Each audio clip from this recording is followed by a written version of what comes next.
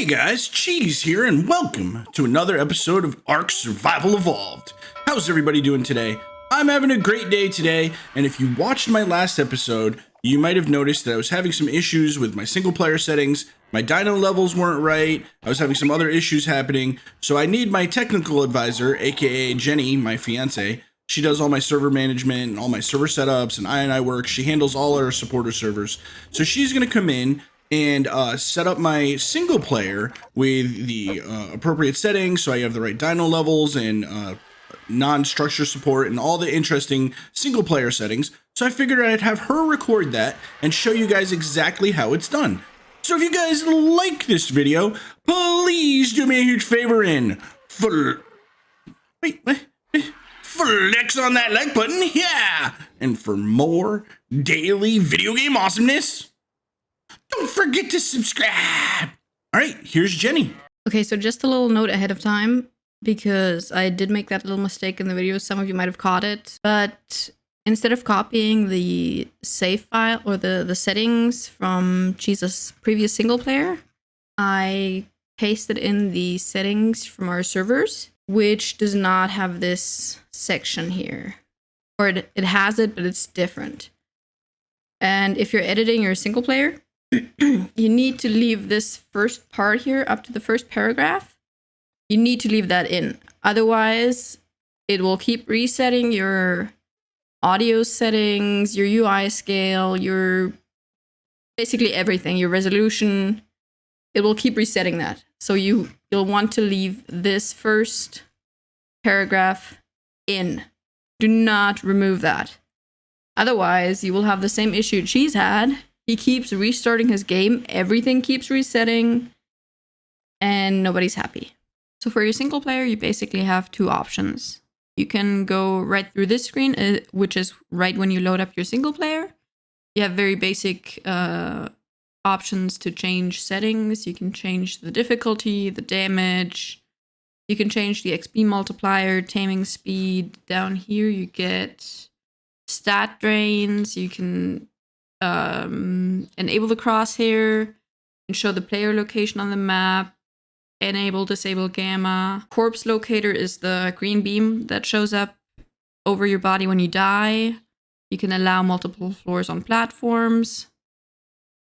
You can change how often you can respec. I think vanilla is now once every 24 hours, maybe? Not 100% sure on that. But you have the option to change that to unlimited. And you have the advanced options over here. That's decay timers, a lot of PvP related settings. You can change your imprinting settings, so you can completely disable the imprint buff. And you have the poop interval, the egg laying interval. You can have the mating timers, egg hatching speed, maturation. All of those settings are down here. Then you get the day and nighttime cycle speed, spoil timers, crop growing. Then you have stats per levels for wild dinos, tamed dinos. And down here you get the player stats per level. You have a little more detailed options for experience gain. And then down here you have things like the floating damage texts, custom recipes which you can craft in the cooking pot. Then we have down here how much affect your crafting skill affects the custom recipes and all that kind of stuff. So that's the one option, which is a lot of settings already, but it's still kind of limited. And if you want to go into more detail, you're going to have to go into your files. Now, the first thing, if you want to edit the actual game files, is obviously you're going to have to find where you can change those settings. For Cheese, he has all his games on his F drive. It depends wherever Steam installs your games. You go into that drive, you go into the Steam library, Steam apps, and then in common, you can find the Ark folder.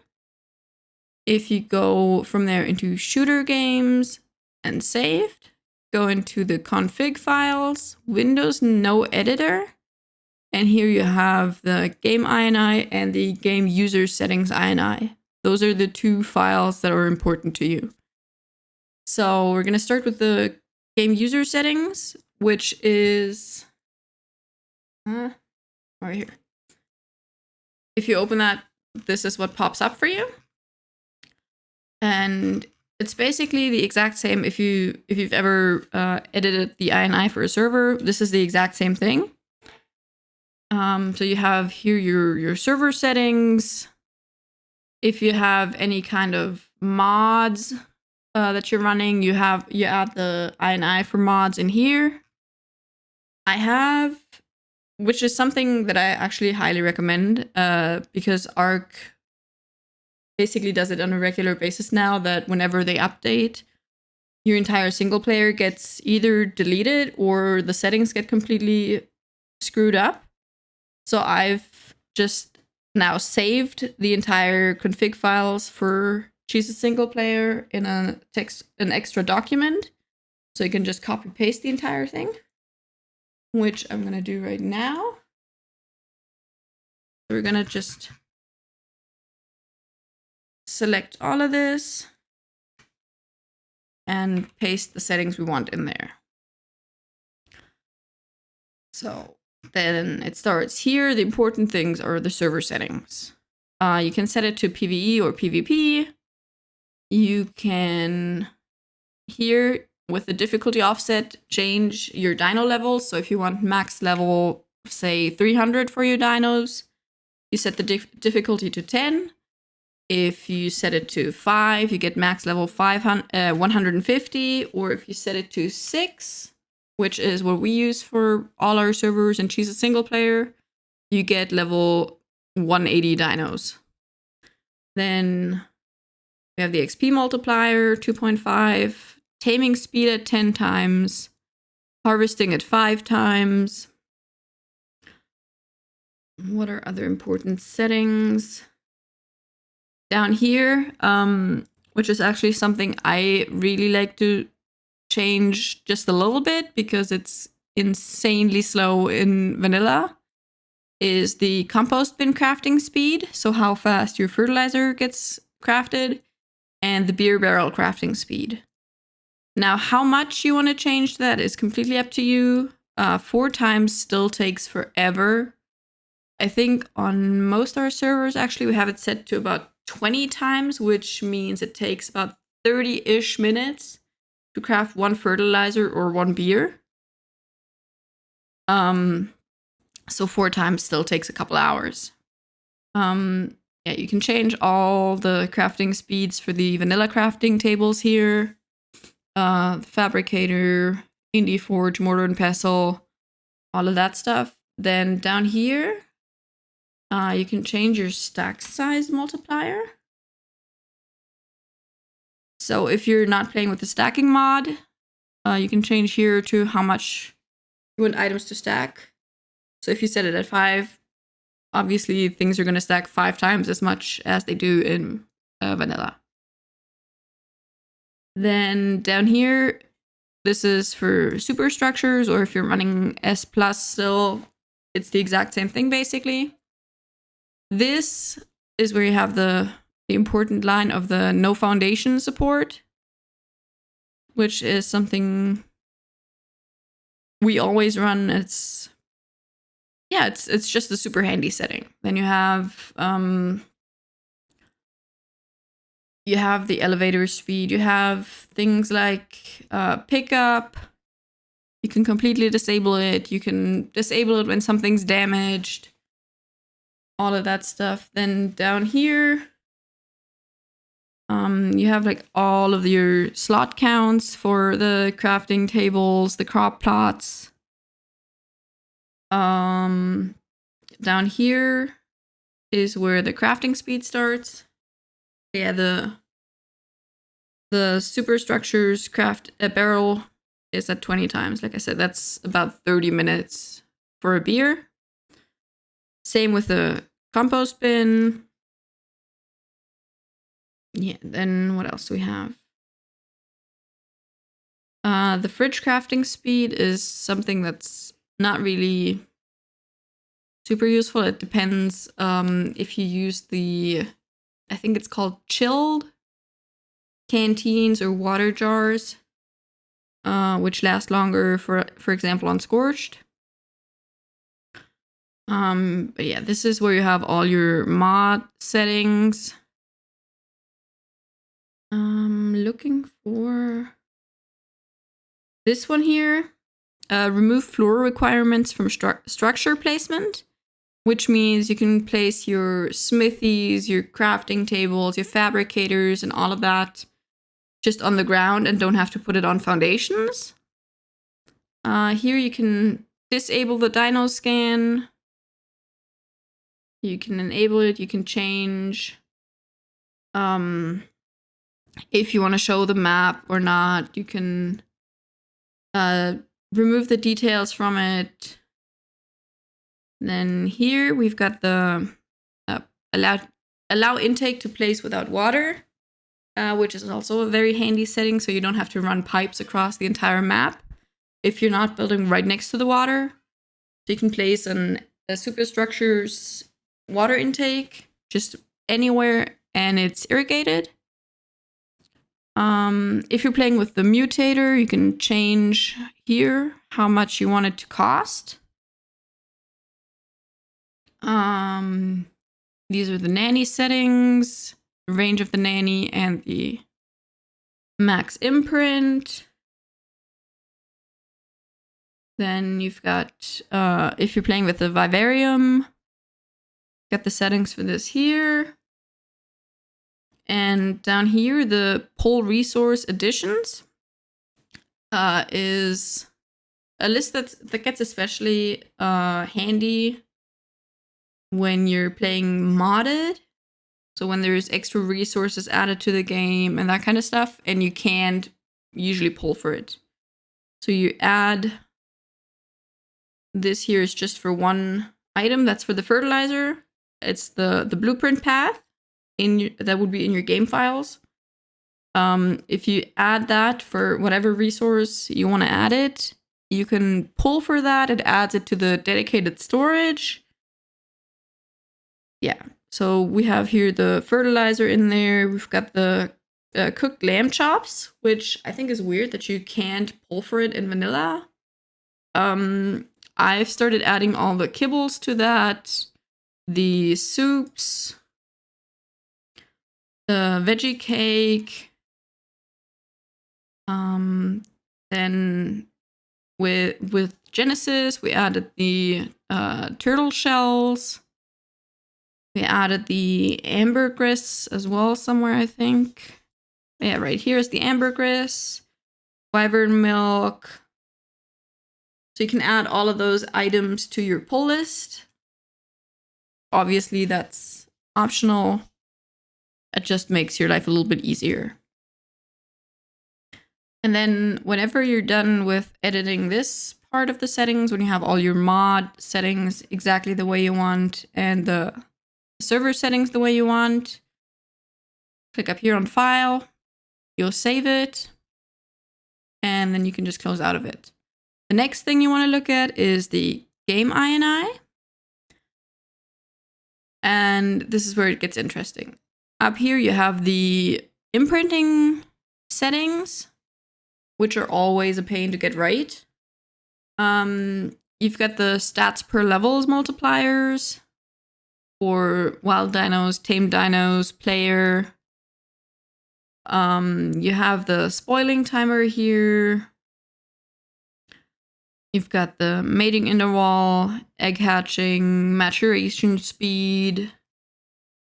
Then here you've got the different XP multipliers that we've seen earlier. And what we have for that, just copy that real quick as well. Again, I highly, highly, highly recommend, once you have your settings figured out exactly the way you want them, copy it, save it in a text document somewhere on your PC. So whenever ARC resets, you don't have to do the entire thing over. You can just copy paste it. Okay. So we have a little bit of a longer list here. The first thing, the mating interval. This is a fairly low number. I think it's basically instant. So whenever your dinos drop an egg, they can instantly mate again. Egg hatching speed multiplier is a little bit of a difficult setting as far as the incubation timers go, because the hatcheries pick up eggs every 30 seconds. And if you have the hatching speed too high, some dinos have an incubation timer of like 15 seconds, for example, or 20 seconds, and don't always get picked up. But if you're not breeding things like dodos, for example, or compies, all of those things, that's not really an issue most of the time. Then the mature speed multiplier is another setting that is easy to mess up. Just because if you set it too high, it's unlikely that you're going to get all the imprints in. But it's just something you have to mess around with in combination with your imprinting speed and all of those other settings. The poop interval multiplier is one of my favorite settings ever. You can set that to this. We'll change it to that. And then we'll see if Cheese notices when he starts recording his next video. But you guys can't tell him. Nobody tell him. So basically that means his character is just going to run around the entire time pooping. Same thing for his dinos, by the way. But again, nobody tell him. Then here you got the egg lay interval, which is not fertilized eggs, but the unfertilized eggs that dinos can drop. So you can change how often or that's supposed to happen. I have it changed to 0.25 on most of our servers, which means unfertilized eggs get dropped a little more often. Then you got down here the harvesting damage, which is not really something you need to change. And then down here, this is something we get asked about over and over and over. Cheese, why do you get so many more engram points than we do? Basically, what you have to do is you have to add one line for every single level that your character gains. And then you can customize the number back here, which is how many engram points you get. So for these settings, for example, from level 2 to 9, get 50 engram points per level. Then upwards from level 10 to 29, you get 80. Level 30 to 39, you get 150. And that just scales up all the way down to 143, which isn't really necessary, because I think right now max level is it 135 still, or is it 140 now with the chibis? I'm not sure. Anyway, this is the setting you want to change if you keep running out of engram points. You don't want to constantly respec. This doesn't really, I don't think it really makes that big of a difference to the game. It just makes it less of a hassle to have to respec and think about learning every single engram 3 times. Do I really need that? Do I have the engram points for that? So you can adjust here how many engram points you get. And with the settings, we have them the way we have them right now. You can learn every single engram that's in Vanilla Arc.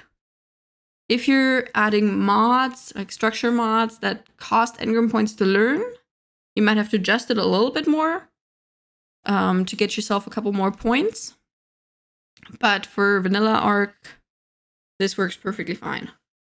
Then down here, we've got the passive tame interval multiplier, which is basically just the time between feeds for passive tames. The time between the first and the second tame is still insanely long, which is the worst thing ever. I think that really needs to change. But down here, this is another important part. You can change basically you can see here boss spider, easy, medium, hard, boss gorilla, easy, medium, hard, dragon, manticore. You can change what they drop. Honestly, half of this I don't understand myself. Gonna be 100% honest. But basically you can change this part back here. Okay. This part here is the part that you want to really look at if you want your boss dinos to drop more element, for example. So you have, I swear to God, I hate this so much. Entry weight class, item class string, then it says here element, and back here minimum quantity, max quantity. So basically you could say you put in for minimum quantity 10, and for max you put in 80. So every time you fight the Gamma Broodmother, it'll drop somewhere between 10 and 80 element for you. We have it to 20, right? I think we have it at twice what vanilla is. I'm not 100% sure. I think we're at twice. So if you have minimum and maximum quantity at the exact same value, obviously that's exactly what it's going to drop every single time. You could technically add, back here is the trophies. You could change the minimum maximum quantity for that as well over here. So the Broodmother would drop more trophies. But yeah, basically you can change that for every single boss. Right here in the front, it says which boss it is. You could add items. So if you want, for example, your dragon to drop, I don't know, you always want him to drop a pair of tech leggings. You could add that in here at the back. Just add it on. And then your dragon would always drop tech leggings for some reason. Okay, then you could change here the per level stat multiplier for players, which is basically how much health do I gain with every point I pump into health? How much weight do I gain? How much speed do I gain? So if you wanted to change the multipliers here for the levels, you just change this number here, which is the stat, to reflect whatever you want. And then you can change this here to 5 times vanilla, to 10 times vanilla, whatever you want. I can go through the numbers real quick for the stats. If you put this to 0, you gain more, or that's the health stat. 1 is your stamina. 2 is torpidity, which is your fortitude setting. Words are hard. 3 would be the oxygen stat. 4 is your food stat. 5 is water. 6 is temperature, which is also the fortitude stat. Then we've got, again, weight is stat number 7. 8 is your melee multiplier. 9 is your speed multiplier. And then setting or stat number 11 would be your crafting speed multiplier. So for example, just because I 100% know how much you get per level on that, crafting speed, you get 10 points vanilla. Right? I think. I'm pretty sure you get 10 points. So if you, for example, set that to 10, instead of 10 points per level, you would get 100. And that's exactly how it works for every stat. We're going to change this again. The only stat that we want changed is the weight. 1.5 times. So you get, I think it's 15 points into weight. instead of 10, I think.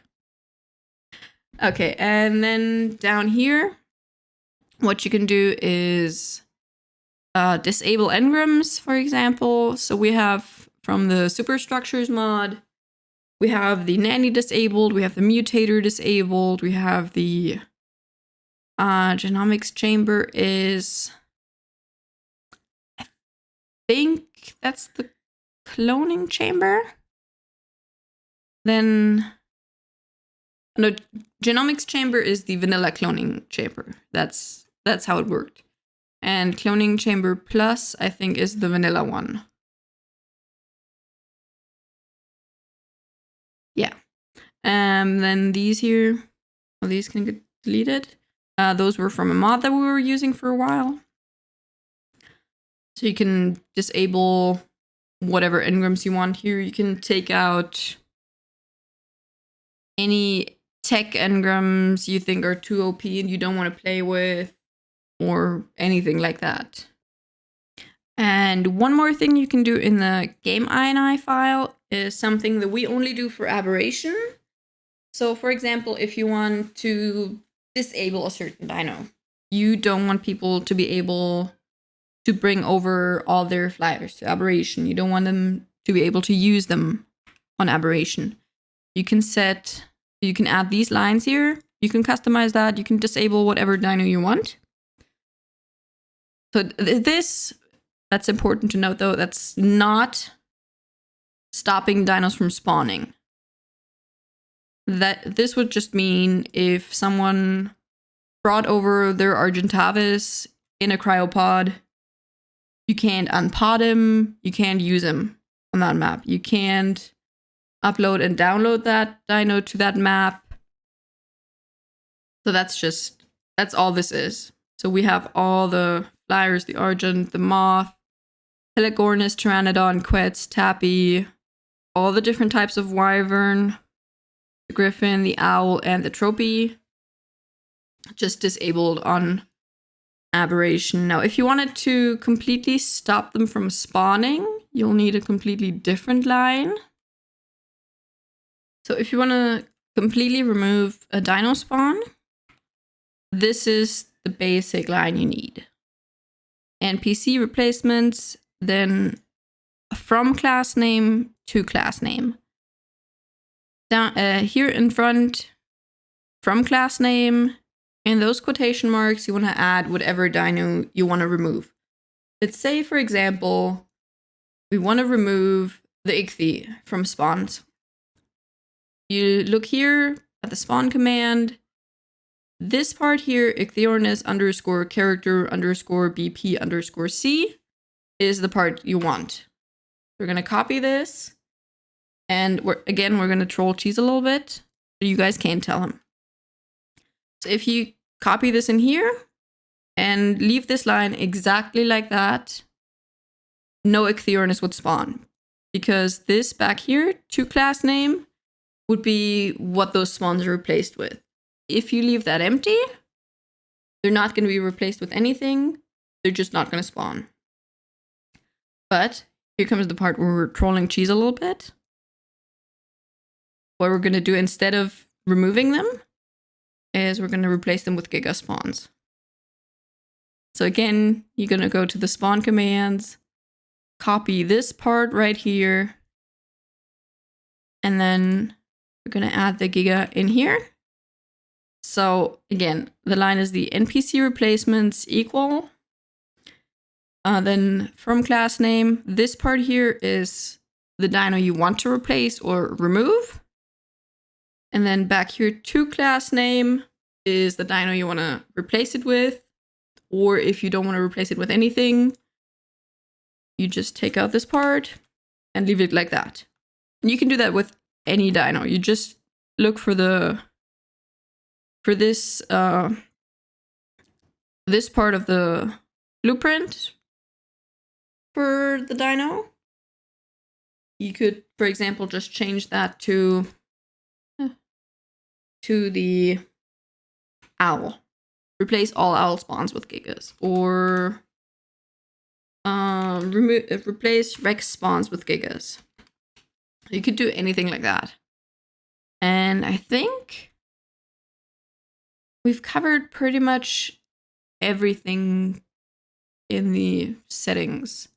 We've covered the multipliers, the taming, the breeding, the engram points, boss drops, disabling engrams, removing dinos. So yeah, again, nobody. You guys cannot tell Cheese what we did with the settings, okay? Nobody can tell him. Otherwise, I'm gonna get mad. Well, not mad, just disappointed. Alright, guys. I hope this was somewhat easy to understand and could help you out a little bit. Yeah. I'll see you guys next time. Bye-bye. And we're back! And oh god, the noise! What? Oh my god. Volume, please. Is that a little bit better? That's a little bit better. And I seem to have been trolled by Jenny. Clearly she showed you guys how to do the infinite pooping setting, which is super helpful if you want to troll some people on your servers and make your dinos just have like a super bad Taco Bell kind of day. But anyway, hopefully she also showed you guys some interesting things about how to set up your dino levels properly and your structure support and other single player settings. But if you guys like this video, please do me a huge favor and flex on that like button while you poop all the time. Yeah! And for more daily video game awesomeness, don't forget to subscribe. Oh, she's such a troll. All right, I love you guys. I'll see you guys next time. Cheese and all the poop that you could possibly ever want out. That's so much poop. I can't stop pooping.